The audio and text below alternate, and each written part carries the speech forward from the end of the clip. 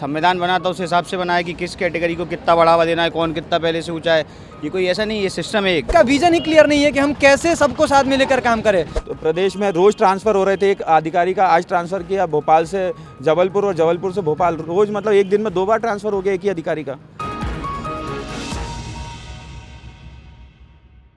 मध्य प्रदेश में विधानसभा चुनाव होने में ज़्यादा वक्त नहीं बचा है। ऐसे में सरकार और विपक्षी दलों ने सभी ने आज के युवाओं को अपना टारगेट बनाया है। युवाओं को युवा वोटर्स के रूप में देखा जा रहा है जो उनके वोट बैंक भरने में काम आने वाले हैं। और ऐसे में आज हमारे साथ वही युवा मौजूद हैं जिनसे हम बातचीत करेंगे और जानेंगे कि आखिर आने वाले विधानसभा चुनाव को लेकर उनका क्या मत है और जो सरकार है और जो सरकार आने वाली है उसे लेकर वो क्या चाहते हैं। आपका क्या नाम है? मेरा नाम संदीप सिंह है। मध्य प्रदेश में चुनाव होने वाले हैं, रिजल्ट्स कैसा होगा, क्या लगता है? रिजल्ट बिल्कुल भगवा में होगा। यहाँ पे बीजेपी ही आएगी। बीजेपी ही आएगी, इतना कॉन्फिडेंस? बिल्कुल 100%। ऐसा क्यों? क्योंकि हम लोग पूरे मध्य प्रदेश में घूमते हैं। मेरा व्यापार है तो मैं पूरे मध्य प्रदेश में जाता हूँ व्यापार के सिलसिले में। तो मुझे इसलिए लगता है कि पूरे मध्य प्रदेश में बीजेपी आएगी। मेरा 20 जिलों में काम चल रहे हैं अलग अलग जगह, तो मुझे 100% लगता है बीजेपी आएगी। बाकी सरकारें भी तो काम कर रही नहीं, हैं। काम कर रही हैं लेकिन काम करने में और नीतियों में बहुत अंतर है। हमने अभी बीच में 15 महीने कांग्रेस की सरकार आई थी तो उन्होंने इतना ज़्यादा करप्शन और इतना ज़्यादा भ्रष्टाचार मचा दिया था ना। तो प्रदेश में रोज़ ट्रांसफ़र हो रहे थे। एक अधिकारी का आज ट्रांसफ़र किया भोपाल से जबलपुर और जबलपुर से भोपाल। रोज़ मतलब एक दिन में 2 बार ट्रांसफ़र हो गया एक ही अधिकारी का। आपका क्या नाम है? डॉक्टर राहुल यादव। आपको क्या लगता है कि रिजल्ट्स किसके पक्ष में? ऑब्वियसली बीजेपी के पक्ष में आएंगे तो भगवा ही आएगा। बीजेपी के पक्ष में होंगे, ऐसा क्यों?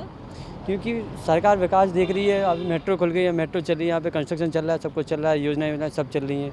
कौन सी योजना का लाभ ले रहे हैं? अभी हम लोग को छात्रवृत्ति आ रही है, हम लोग को स्कॉलरशिप आ रही है। कितनी आई? इस बार 45,000 आई हम लोग को, हर साल आती है। हर साल में 45,000। हाँ 45,000 आती है। तो क्या किया हुआ 45,000 रुपए का? भर दी, कॉलेज में भर दी वही फीस। कॉलेज की फीस भर दी। हो गया हमारा बहुत। तो और बाकी सरकार से क्या उम्मीद करना चाहेंगे कि और क्या क्या आप लोगों को सुख सुविधाएं मिले? बाकी सरकारों की नीति नहीं है उनके पास। उनको क्या करना है क्या नहीं करना है उनको समझ में नहीं आ रहा। उनको यही हो रहा है कि मोदी को हटाना है, बीजेपी को हटाना है। उनके ना दिमाग में विकास को लेकर कुछ है। उनके दिमाग क्या देश के साथ क्या करना है, प्रदेश के साथ क्या करना है, क्या प्रोजेक्ट निकालने, क्या प्रोजेक्ट नहीं निकालने, कुछ है ही नहीं उनके दिमाग में। उनको ये है कि बस बीजेपी हटाओ और कुछ काम करने का मौका नहीं मिल रहा। अभी ऑब्वियस है बीजेपी की सरकार है तो लीगल एक्शंस जो हैं वो तो बीजेपी ही लेकर आ पाएगी। बाकी विपक्षी दल कितना भी सोच लें पर वो इम्प्लीमेंट नहीं कर सकते उस चीज़ को। अब तक इनको इतना टाइम मिला, अब तक इनके दिमाग में कोई सोच नहीं आई थी, अब तक इनके दिमाग को इम्प्लीमेंट नहीं आ रहे थे। बीजेपी इतने साल से रह रही है, अब इनके दिमाग एकदम से इम्प्लीमेंट आने लग गए। एकदम से इनको काम में तारीख करने की आ गई, इनको भूत चढ़ गया काम करने का। अभी ये राहुल गांधी अभी बोल रहे हैं कि हमको बेटी पढ़ाओ बेटा पढ़ाओ। ये सब कहाँ से है? मामा पे इतने साल से चला रहा है, साइकिल दे रहा है, स्कूल में फीसें पढ़ा रहा है, किताबें दे रहा है, सब कुछ दे रहा है, मध्याह्न भोजन चल रहा है, सब कुछ तो मिल रहा है। क्या ही चाहिए अब तुम्हें?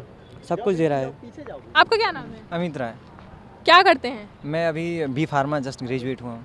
जस्ट ग्रेजुएट हुए। तो पढ़ाई जो थी आपकी वो सरकार ने उठाई कि आपने खुद से? नहीं, बिल्कुल, ये तो स्वयं के बल से। मैं मूलतः बिहार से रहने वाला हूँ लेकिन मैं मध्य प्रदेश में अभी पढ़ाई चल रही थी मेरी।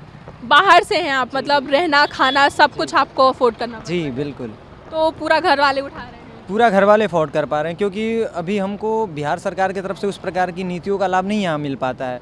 लेकिन यहाँ के बच्चों को अगर हम देखते हैं, जो यहाँ के बच्चे यहाँ के लिए पढ़ते हैं, उनकी सरकार की नीतियाँ जिस प्रकार के मध्य प्रदेश के बच्चे हैं, हमारे भाई को अभी स्कॉलरशिप मिल रही है लेकिन हमारी बिहार सरकार उतनी कैपेबल नहीं है कि हमें, एक तो कॉलेज नहीं है वहाँ पर पढ़ने के लिए, हम यहाँ आके दूर दराज से आके पढ़ रहे हैं, साथ में हमें पढ़ने के लिए स्कॉलरशिप प्रोवाइड नहीं कर पा रहे हैं। उनका अभी कुछ योजना है लोन के तौर पे देते हैं लेकिन वो भी हम जनरल वालों को नहीं मिलता है। लेकिन अभी यहाँ की सरकार की नीतियों को देखकर लगता है कि हमारे भी राज्य में इस प्रकार की अगर सरकार होती तो हमें यहाँ आके पढ़ने की ज़रूरत नहीं होती, हमें भी इन सब नीतियों का लाभ मिलता है।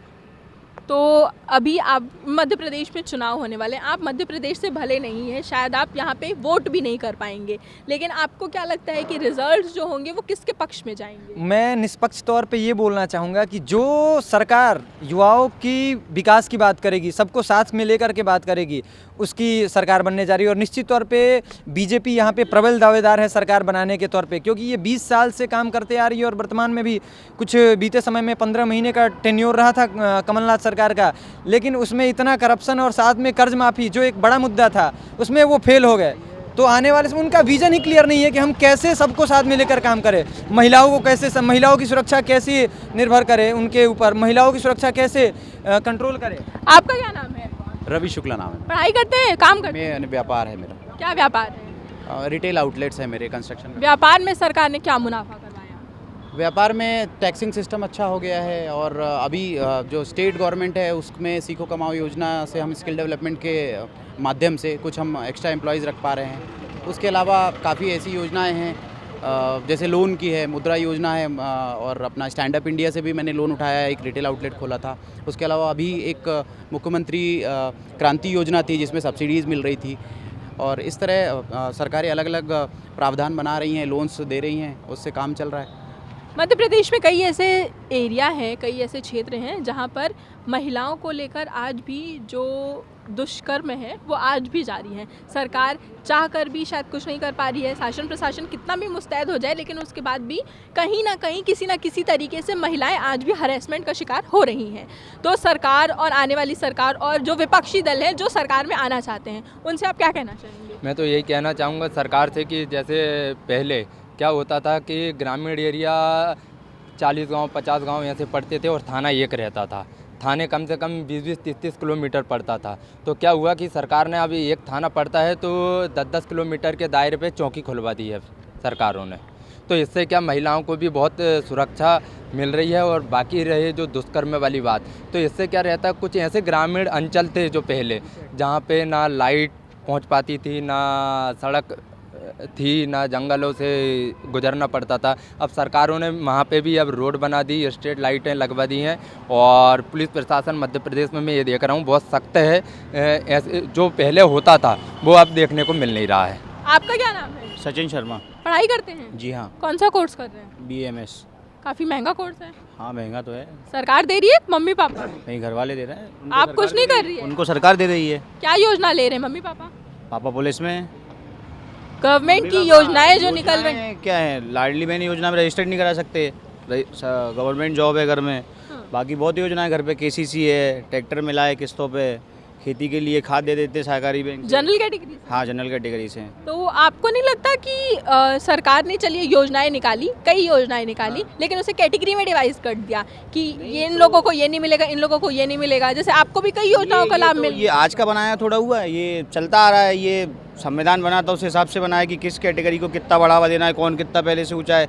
ये कोई ऐसा नहीं, ये सिस्टम है एक जो धीमे धीमे चलता रहेगा, अपने आप परिवर्तन आता रहेगा समय के हिसाब से। और बात है जनरल कैटेगरी की, तो उसके लिए भी चल रहा है मेधावी छात्र योजना, छात्रों के लिए सीखो कमाओ योजना भी स्काई नाम से चल रही है। स्काई की लाभ ले रहे हैं? नहीं, स्काई अभी नहीं, इंटर्न हो जाएंगे अभी, तो स्काई का भी लाभ मिलेगा, क्यों नहीं मिलेगा, बिल्कुल मिलेगा। कहीं गवर्नमेंट भेजेगी, कहाँ पे भेजेगी, वहाँ जाएंगे। तो आपको क्या लगता है, चलिए ठीक है, ये तो बात हो गई कि योजनाओं का लाभ जो आज के युवा हैं ले रहे हैं। कई ऐसी योजनाएं हैं जो सिर्फ महिलाओं के लिए, युवतियों के लिए निकाली गई हैं, लेकिन ऐसी कोई योजना नहीं है जो पर्टिकुलर लड़कों के लिए निकाली गई। शादी ऐसी कोई योजना होगी, आपको लगता है कि ऐसी कोई योजना निकालनी चाहिए जिसका लाभ शायद सिर्फ पुरुषों? पर्टिकुलर युवा का मतलब ये नहीं है कि लड़का हो, पर्टिकुलर युवाओं में तो महिलाएं, लड़कियां सब शामिल हो जाते हैं।